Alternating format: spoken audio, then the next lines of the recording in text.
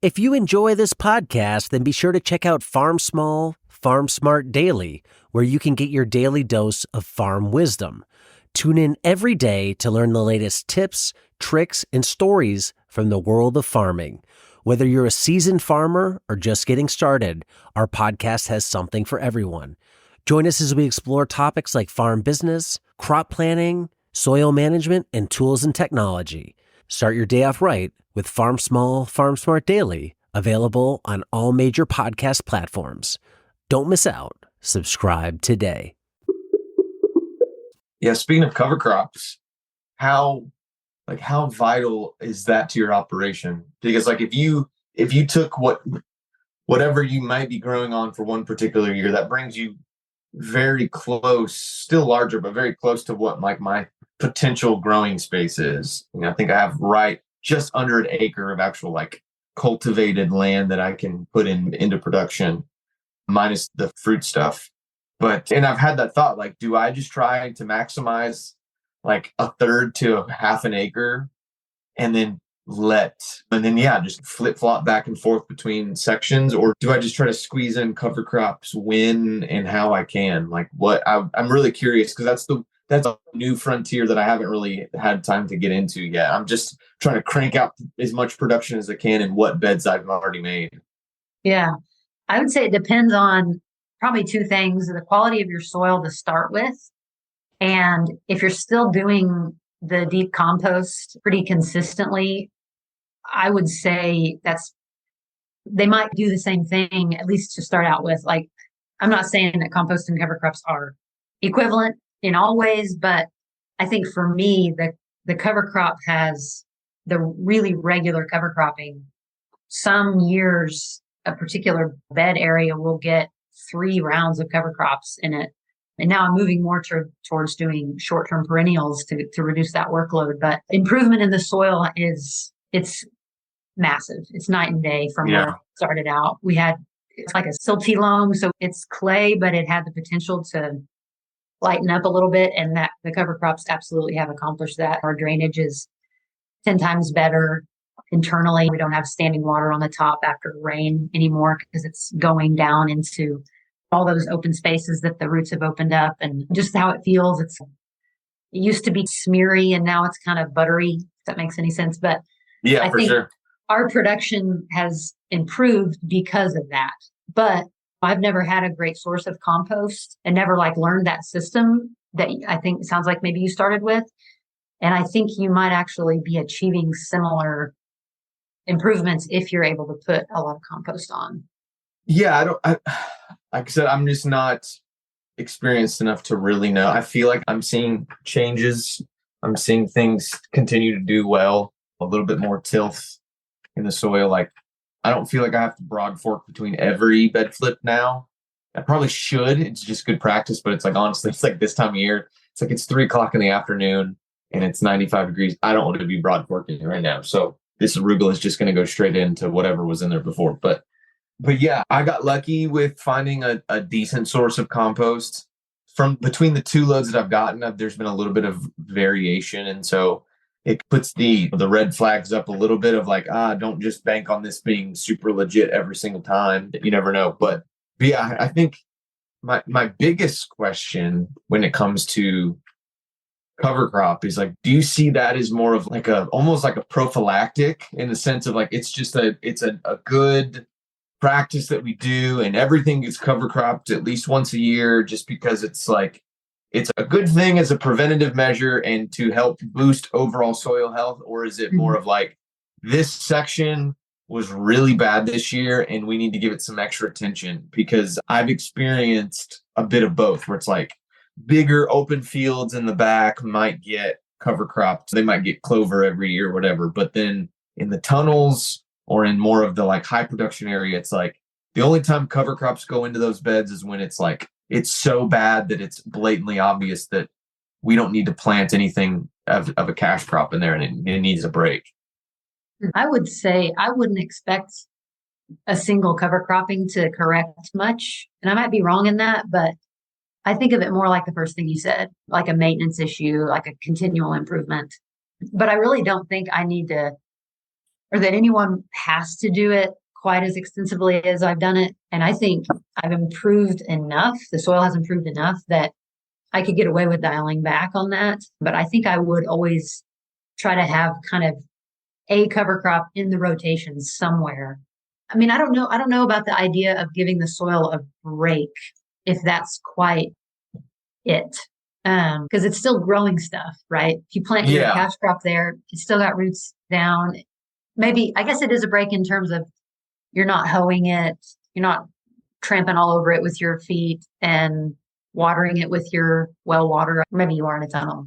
Yeah, I am in a tunnel, but yeah, I think it's more a continual improvement thing. If you can get it into part of your system in some way that works, and it doesn't have to be perfect, and it might be in a way that actually lowers your workload. If you can work in a cover crop in a way that keeps you from having to, I don't know, like for me, it would be keep me from having to till up that weeds in that section because I got it into cover crop in time, or from dragging a tarp over it because it's about to get weedy. So having it as part of a system works great. Using it as a response, I don't know if that's worth it, but I've not thought about it enough to speak to that in an educated way, but that's my sense. Gotcha. Yeah, because as of right now, the one consistent sort of quasi cover cropping that happens is just about every bed that ends up in arugula. I let it when I'm done with it, and usually it's not a conscious decision. It's usually just like I'll get to it when I get to it. Like, oh look, that arugula has started going to seed, and it's starting to go to flower, and it's getting really tall, and there's no way I can harvest it anymore. And it's like, all right, let's mow it down and let's tarp it. Like a bed under plastic right now. And another one that was under plastic that's asking for something else, and I don't have anything for it yet. But I mean, would you be satisfied with that as like a cover crop of like, all right, maybe I got 2 or 3 cuts out of the arugula, and then we mowed it down and we tarped it? Because it's not going to be as super thick and dense, but that's still a lot of roots in the ground. That's a lot of good amount of biomass that's breaking down on the soil. Or would you prefer to have a distinctive, like, here's my mix that I like for this, and I'm going to plant this, and then we're going to either crimp it or tarp it or whatever? Yeah, I like the idea of recognizing that your crops add organic matter too to the soil. But I would say the one thing that would be missing is diversity of, species. And I wouldn't recommend starting with like a massive diversity or something, but 2 or 3, a mix of 2 or 3, I think accomplishes quite a bit more than just like a crop to cover crop idea, or your bed of arugula that you maybe let it grow up a bit so there's more biomass there. But I think to start with, that there's nothing wrong with that as a strategy. If you have a crop that's not super weedy, instead of mowing it down just so it looks clean, let it grow a little bit if it's not too buggy or whatever, and then tarp it. I think that's a great place to start until you maybe get your rotations set, maybe figure out, oh, maybe I can stick in some cowpeas and buckwheat here or whatever. Like I said, find places where it can actually fit more naturally, so you're not having to force it in. But now, how do you handle direct seeding with your cover crop rotations? You just plan on the next thing in that rotation is going to be a transplant, or I don't know if you till, or are you just tilling it in and then you're direct seeding? Yeah, tilling. Yeah, because I do till. I use a chisel plow and a tiller to prep my beds. And if this has been a huge challenge. Like a couple of years ago, I realized every spring is this massive struggle because I am growing these enormous cover crops. Like I was all proud of my 12-foot tall sorghum Sudan grass, but it's still there in chunks 3 feet long in spring. Yeah. And it like major struggle, even just a couple of years ago, realizing I can't keep doing this. So a flail mower has been really important. I bought one of those just last year, finally getting them chopped up in small enough pieces that it'll break down. And that's just on your tractor, correct? On the tractor, yeah. I've got a 35 horsepower tractor that can straddle a bed that's about 40 inches on top. So everything is done on that size. And all my implements are 6 feet wide. So a single pass with the tractor, whether it's with a disc or the rototiller, is clearing that tractor path. So yeah, most cover crops get, like if I'm planting into this area in the spring, I will have just seeded over this past month, the last cover crop spot's going to get. So it's going to grow up, maybe get mowed a couple times, maybe not. Winter kill in the fall if I didn't mow kill it already. And mostly it's going to be standing there throughout the fall. And that way it has plenty of time through the winter to break down. Really, I need some time in the fall for it to start to break down. I think that's been my mistake, is not giving it warm weather to break down in. Gotcha. And then I can, in the late winter, I'll get a final mow on it, maybe disc it in, and then a couple passes if I need it. If it's not broken down, disc it in again, just keep everything real shallow. And then that final chisel plow and till before I plant.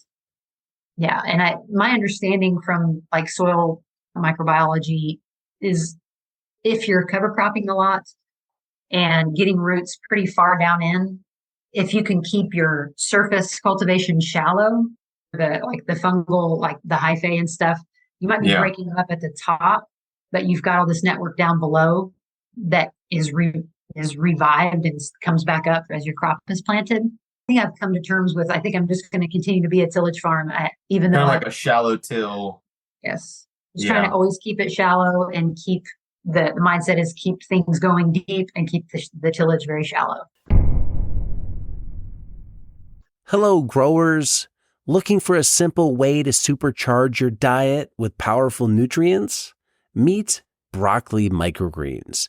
These tiny sprouts pack 10 to 100 times more nutrition than mature broccoli, making them a true superfood.